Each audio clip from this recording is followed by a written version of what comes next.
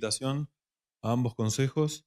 Me toca hablar de ablación de taquicardia ventricular en pacientes con enfermedad de Chagas. Bueno, como decía el doctor Abayú, la taquicardia ventricular es la principal causa de muerte en estos pacientes y puede ocurrir en pacientes que no tienen la función ventricular tan deteriorada.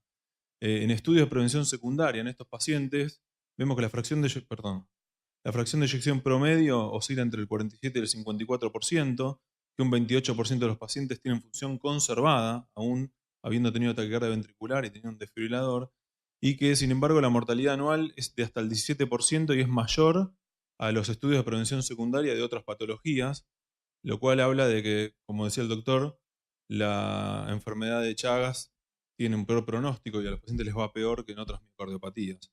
Y esto tal vez se deba a la progresión de la enfermedad o a las descargas del desfibrilador, que también son deleterias para la función cardíaca. Una característica de la enfermedad de Chagas son las múltiples morfologías de taquicardia. A la izquierda ven un caso publicado por el grupo brasilero de San Pablo, donde reportan un paciente con dos taquicardias ventriculares completamente diferentes en un mismo paciente. Nosotros mandamos a publicar este caso de un paciente joven de 39 años con un desfibrilador por taquicardia ventricular, y el equipo almacenó 9 morfologías diferentes de taquicardia ventricular en lo que es el electrograma del desfibrilador, en un mismo paciente. Y esto no es solamente un hallazgo electrocardiográfico, las múltiples morfologías tienen un valor pronóstico. Yo tuve la oportunidad de revisar 2000 taquicardias ventriculares en desfibriladores, no había pacientes chagásicos en esta población, pero la presencia de múltiples morfologías se asocia a mayor mortalidad por cualquier causa, ¿no? Nosotros publicamos un caso hace unos años de un paciente chagásico del hospital, no sé si se ve bien porque son muy claritas las imágenes, pero en el registro de cardiodesfibrilador había 2 morfologías distintas de taquicardia ventricular. Posteriormente el paciente en la internación presentó 2 electrocardiogramas diferentes, o sea, se confirmó que el hallazgo del electrograma del desfibrilador era concordante con que sean 2 morfologías distintas en el electrocardiograma de 2 derivaciones. Acá a la izquierda pueden ver el listado tremendo de la cantidad de episodios que tenía el paciente.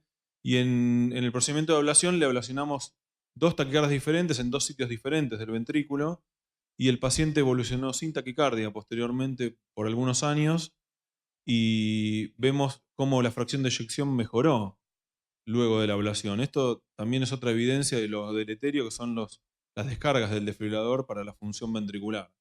El paciente, bueno, después de 6 años falleció por un problema oncológico, pero sin taquicardia. Genial. Entonces, las taquicardias ventriculares habitualmente se originan en la región posterolateral basal del ventrículo izquierdo, como se ve acá, en donde suelen haber zonas de adelgazamiento o incluso aneurismas, igual que los aneurismas apicales, que son muy comunes, pero las taquicardias en la gran mayoría de los casos se originan en esta región, que es la zona posterolateral basal del ventrículo izquierdo.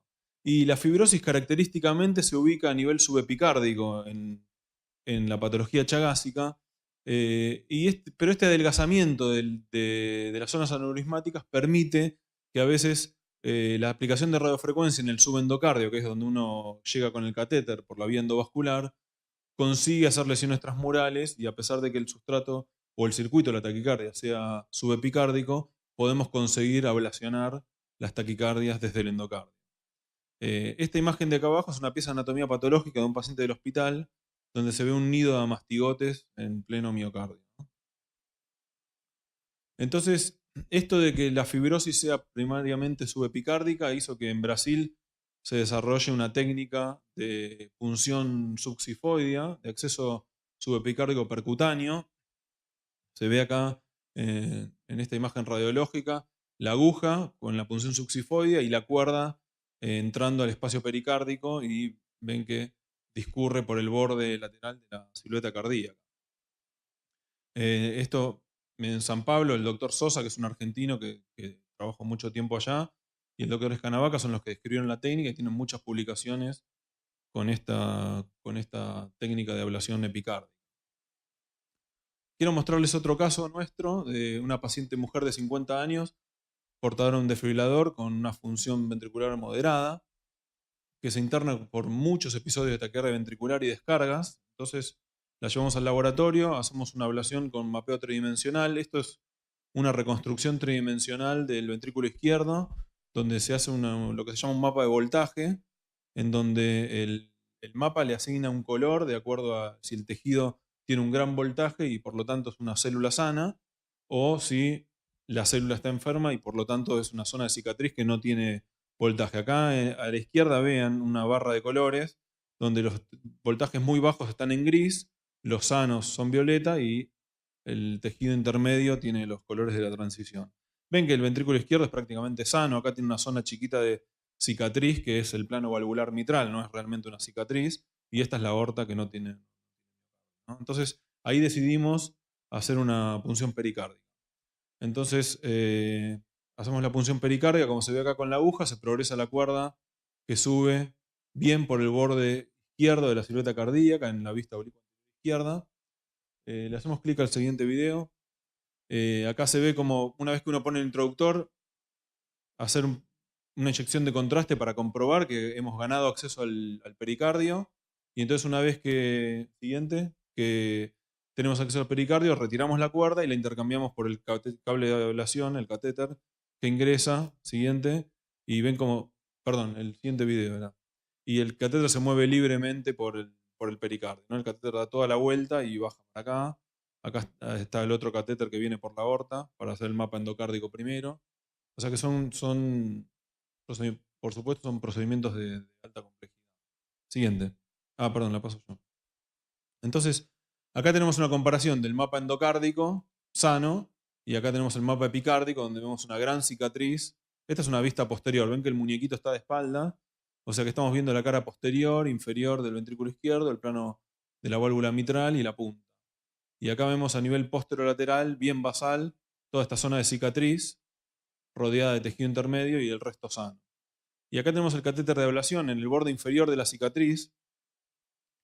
Y en esta zona, durante taquicardia, no sé si acá en el auditorio se llega a ver, pero se registra potenciales mesodiastólicos y tenemos este hallazgo de encarrilamiento oculto que en electrofisiología estos dos hallazgos son indicadores de que estamos en la zona crítica del circuito y que probablemente la aplicación de radiofrecuencia ahí interrumpa la taquicardia, y fue lo que ocurrió. Nosotros hicimos el tratamiento de ablación todo en la zona del borde de la cicatriz y la parte de dentro de la cicatriz donde hay algunos potenciales, y la taquicardia se interrumpió y la paciente lleva más de 2 años sin taquicardia.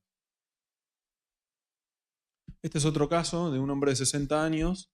Este paciente sí tenía cardiopatía dilatada con disfunción ventricular severa, un cardiodesfibrilador en prevención secundaria, y se internó por múltiples episodios de taquicardia ventricular, 3 episodios por día, varios días. O sea, este paciente cumplía criterios de tormenta eléctrica, y el desfibrilador almacenaba este electrograma de la taquicardia ventricular, que todos estos episodios, que eran un montón, todos eran iguales. Era siempre la misma taquicardia, no tenía esas múltiples morfologías que mostramos antes.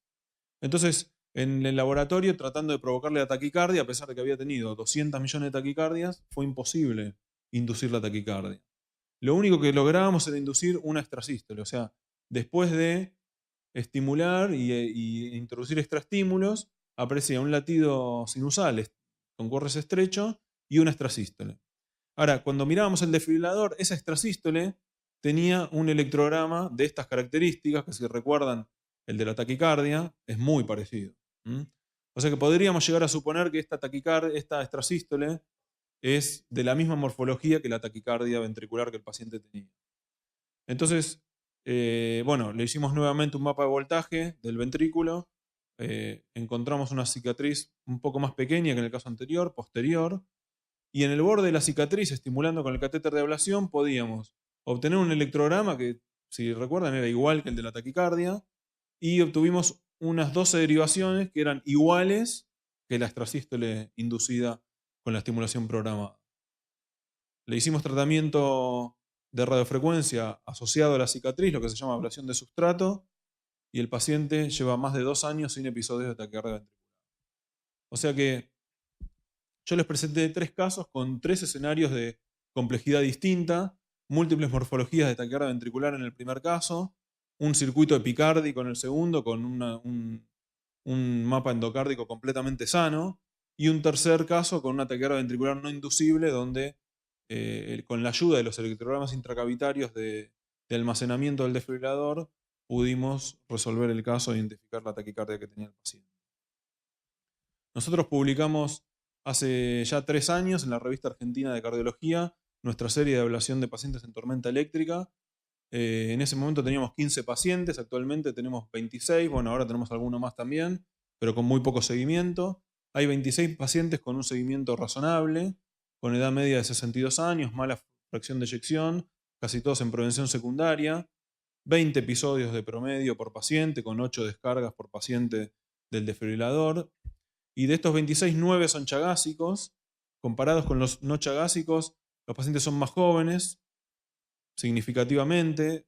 La mitad eran mujeres, comparado con solamente un 6% en los pacientes no chagásicos.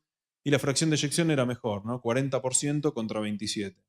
A pesar de estos elementos clínicos que pareciera ser que los pacientes tendrían mejor pronóstico, la evolución fue similar a más de 2 años de seguimiento, con una evolución libre de taquicardia ventricular y libre de tormenta eléctrica muy similar en ambos grupos, y una mortalidad de alrededor del 30% también en ambos grupos. O sea, lo que marca que los pacientes chagásicos les va peor, ¿no? Con predictores clínicos de menor riesgo tienen la misma evolución. Entonces, para concluir, les digo que la taquicardia ventricular en la enfermedad de Chagas ofrece distintos escenarios de gran complejidad, como múltiples morfologías, circuito epicárdico o taquicardias no inducibles, que el paciente con choques apropiados del desfibrilador, sobre todo por taquicardia monomorfa, debe ser ablacionado, que el acceso pericárdico percutáneo es necesario en el 40% de los casos, y que la ablación de taquicardia ventricular es un procedimiento bastante desafiante con buena tasa de eficacia y de seguridad. Muchas gracias.